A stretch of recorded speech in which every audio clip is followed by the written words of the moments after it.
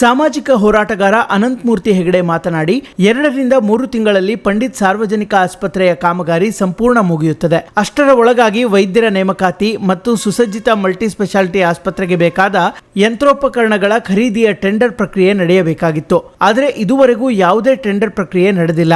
ಹೀಗಾಗಿ ನಾನು ಜನರ ಧ್ವನಿಯಾಗಿ ಪಂಡಿತ್ ಸಾರ್ವಜನಿಕ ಆಸ್ಪತ್ರೆಗೆ ಬೇಕಾದ ಸಕಲ ಸಿದ್ಧತೆಗಳನ್ನು ಮಾಡಬೇಕು ಎಂದು ಶಾಸಕ ಭೀಮಣ್ಣ ನಾಯಕ್ ಅವರಿಗೆ ಮನವಿ ಮಾಡುವುದಾಗಿ ತಿಳಿಸಿದರು.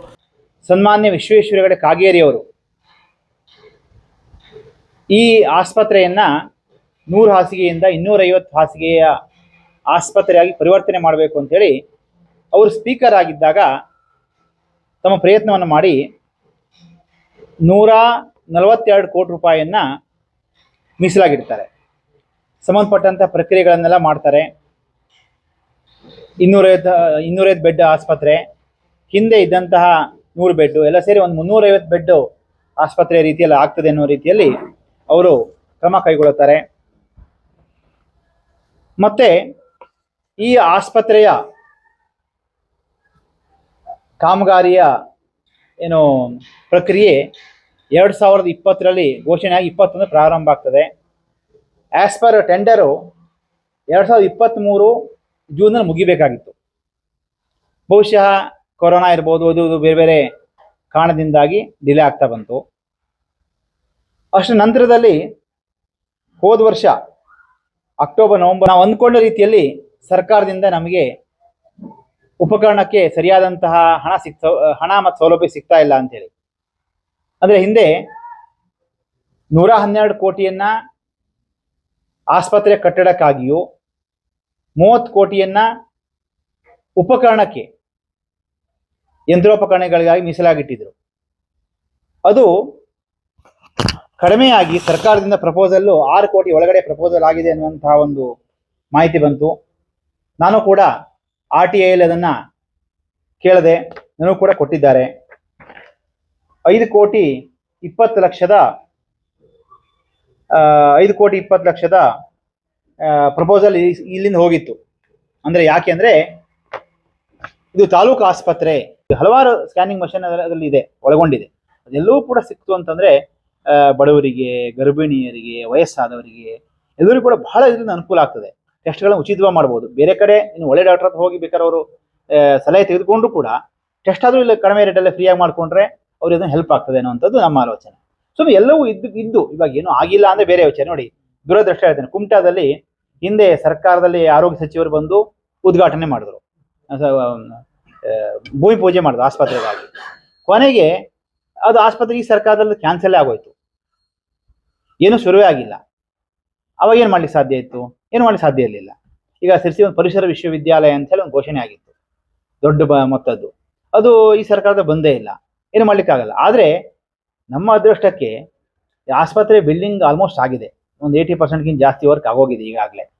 ನಾನು ಮೊನ್ನೆ ಮಾತಾಡಿದ್ರು ಕೂಡ ಅವ್ರು ಇನ್ನೊಂದು 2 ಮಂತ್ಸಲ್ಲಿ ನಾವೆಲ್ಲ ಕೆಲಸ ಮುಗಿಸ್ಕೊಡ್ತೇವೆ ಅಂತ ಹೇಳಿದ್ರು. ಹಿಂದೆ ಅವ್ರು ನನಗೆ ಮಾಹಿತಿ ಹಕ್ಕಲ್ಲಿ ಕೇಳಿದಾಗ 30 ಜೂನ್ ಮುಗಿಸ್ಕೊಡ್ತೇವೆ ಅಂತ ಹೇಳಿದ್ರು. 30 ಜೂನ್ ಮುಗಿಲಿಕ್ಕಿಲ್ಲ, ಅದು ಇನ್ನೊಂದು 2-3 ಮಂತ್ಸ್ ಆಗ್ಬೋದು ಕೆಲಸ. ಆಗಲಿ, ಬಿಲ್ಡಿಂಗು ಆದರೂ ಕೂಡ ಬೇರೆ ಬೇರೆ ತಯಾರಿಗಳು, ಈ ವೈದ್ಯರ ನೇಮಕಾತಿ ಮಾಡುವಂಥದ್ದಕ್ಕೆ ತುಂಬ ಪ್ರಕ್ರಿಯೆಗಳಿರ್ತದೆ. ನಂತರ ಮಾತನಾಡಿದ ಗಣೇಶ್ ನೇತ್ರಾಲಯದ ಡಾಕ್ಟರ್ KV ಶಿವರಾಮ್ ಅವರು, ಈ ಆಸ್ಪತ್ರೆಯನ್ನ ಜಿಲ್ಲಾ ಆಸ್ಪತ್ರೆಯನ್ನಾಗಿ ಮಾಡಿದರೆ ಶಿರಸಿ ತಾಲೂಕಿನ ಸುತ್ತಮುತ್ತಲಿನ ಜಿಲ್ಲೆಗಳಾದ ಹಾವೇರಿ, ಶಿವಮೊಗ್ಗ ಜಿಲ್ಲೆಯ ಕೆಲ ತಾಲೂಕಿನ ಜನರು ಮತ್ತು ಶಿರಸಿ ತಾಲೂಕಿನ ಜನರಿಗೆ, ಬಡವರಿಗೆ ಅನುಕೂಲ ಆಗುತ್ತದೆ ಎಂದು ಹೇಳಿದರು. ಆದರೆ ವೈದ್ಯಕೀಯ ವೃತ್ತಿಯಲ್ಲಿದ್ದು ಅದು 30 ವರ್ಷದಿಂದ ಈ ಭಾಗದಲ್ಲಿ ಸೇವೆ ಮಾಡ್ತಾ ನಮ್ದು ಒಂದು ಅಳಲೇನಂದ್ರೆ, ಇದು ಈ ಭಾಗದ ವೈದ್ಯರ ಮತ್ತು ವೈದ್ಯಕೀಯದಲ್ಲಿ ಇದ್ದವರು ಎಲ್ಲರದ್ದು ಗೊತ್ತಿದೆ. ಇದು ಸಿರ್ಸಿ ಅಥವಾ ನಮ್ಮ ಹೋರಾಟವನ್ನ ಅಥವಾ ಇದನ್ನ ಸಿರ್ಸಿಗೋಸ್ಕರ ಅಥವಾ ನಮ್ಮ ಉತ್ತರ ಕನ್ನಡ ಅಷ್ಟೇ ಸೀಮಿತ ಮಾಡ್ಕೊಳ್ಳೋಕ್ಕಿಂತ, ಯಾಕೆಂದ್ರೆ ಸಿರ್ಸಿಯಲ್ಲಿರುವಷ್ಟು ವೈದ್ಯಕೀಯ ಸೌಲಭ್ಯಗಳು ಈಗಿರೋದು ನಮ್ಮ ಜಿಲ್ಲೆಯಲ್ಲಿ ಬೇರೆ ಎಲ್ಲೂ ಇಲ್ಲ. ಒಂದು.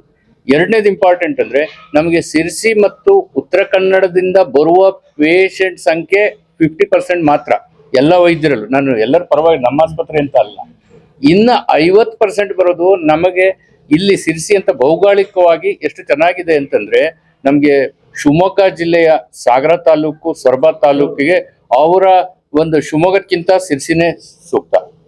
ಈಗ ಉದಾಹರಣೆಗೆ ಚಂದ್ರಗುತ್ತಿ ಇರ್ಬೋದು, ಸೊರಬ ಇರ್ಬೋದು, ಹರೀಶ್ ಇರ್ಬೋದು, ಈ ಕಡೆ ಜಡೆ, ಆನವಟ್ಟಿ ಈ ಭಾಗದ್ದು. ಅಷ್ಟೇ ಅಲ್ಲದೆ ಈ ಹಾವೇರಿ ಜಿಲ್ಲೆಯ ಈ ಭಾಗ ಇದೆಯಲ್ಲ, ಅವರು ಕೂಡ ಸಿರ್ಸಿಯನ್ನೇ ಅವಲಂಬಿಸಿದ್ದಾರೆ.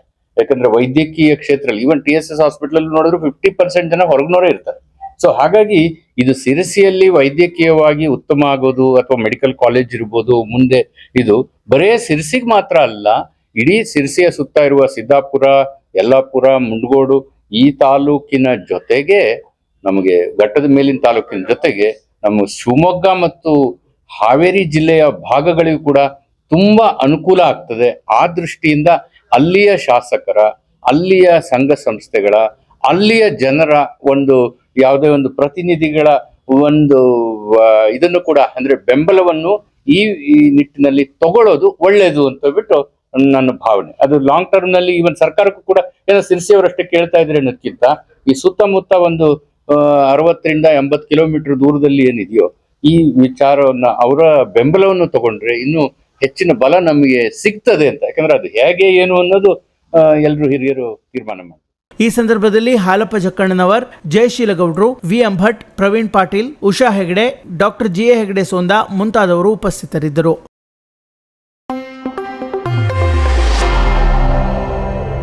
ಪ್ರೇರಣ್ ಕಿಡ್ಸ್ ನಿಮ್ಮ ಮಕ್ಕಳ ಉತ್ತಮ ಭವಿಷ್ಯಕ್ಕೆ ಅಡಿಪಾಯವಾಗಬಲ್ಲ ಅತ್ಯುತ್ತಮ ಪ್ಲೇ ಸ್ಕೂಲ್ ವ್ಯವಸ್ಥೆ ಇದೀಗ ನಮ್ಮ ಶಿರಸಿ ನಗರದಲ್ಲಿ.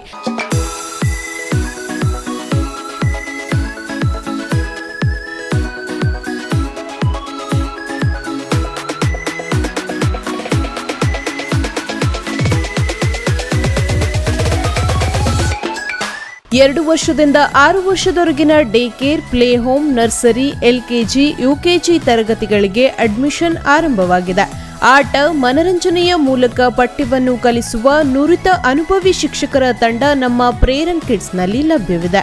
ಮಗುವಿನ ಸರ್ವತೋಮುಖ ಬೆಳವಣಿಗೆಗೆ ಅಗತ್ಯವಿರುವ ಉತ್ತಮ ಸಂಸ್ಕಾರ ಹಾಗೂ ವ್ಯಕ್ತಿತ್ವ ರೂಪಿಸುವ ವಿವಿಧ ಚಟುವಟಿಕೆಗಳು, ಕಲೆ, ಸಂಗೀತ, ನೃತ್ಯದಂತಹ ಭಾರತೀಯ ಸಂಸ್ಕೃತಿಯನ್ನು ನಿಮ್ಮ ಮಕ್ಕಳಲ್ಲಿ ಮೂಡಿಸುವ ವಿಶೇಷ ಪ್ರಯತ್ನ ನಮ್ಮದು.